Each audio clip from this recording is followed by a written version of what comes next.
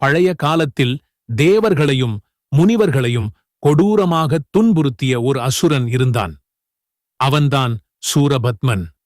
அவன் பெற்றிருந்த வரம் காரணமாக அவனை எந்த தேவனாலும் வெல்ல முடியவில்லை.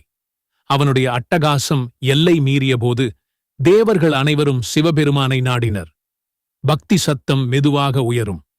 அப்போது சிவபெருமானின் திருவுளத்தால் 6 தீப்பொறிகளாக உருவெடுத்து கங்கையில் ஒன்றிணைந்து ஆறுமுகனாய் அவதரித்தான். கந்தன், முருகன். அம்மை பார்வதியின் பேரன்பில் வளர்ந்த முருகன் தேவர்களின் சேனாதிபதியாக பொறுப்பேற்றார். அவரின் கையில் இருந்தது அம்மை வழங்கிய சக்திவேல். போர் இசை ஆரம்பம். திருச்செந்தூர் கடற்கரையில் முருகனுக்கும் சூரபத்மனுக்கும் மாபெரும் போர் நிகழ்ந்தது. பல நாள் நடந்த போரின் இறுதியில் சூரபத்மன் பல வடிவங்களை எடுத்தும் தப்பிக்க முயன்றான். இறுதியாக ஒரு பெரும் மரமாக மாறி மறைந்தான். அந்த நேரம் முருகன் தனது வேலை வீசினார். வேல் பாயும் சத்தம்.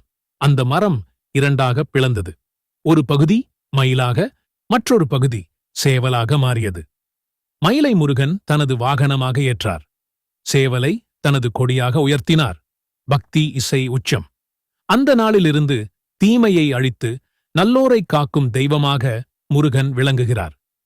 இன்றும் நாம் வேலவேல முருகா, வெற்றி வேல முருகா என்று அழைத்தால் எல்லா துன்பங்களும் விலகி வாழ்க்கையில் வெற்றி நிச்சயம்.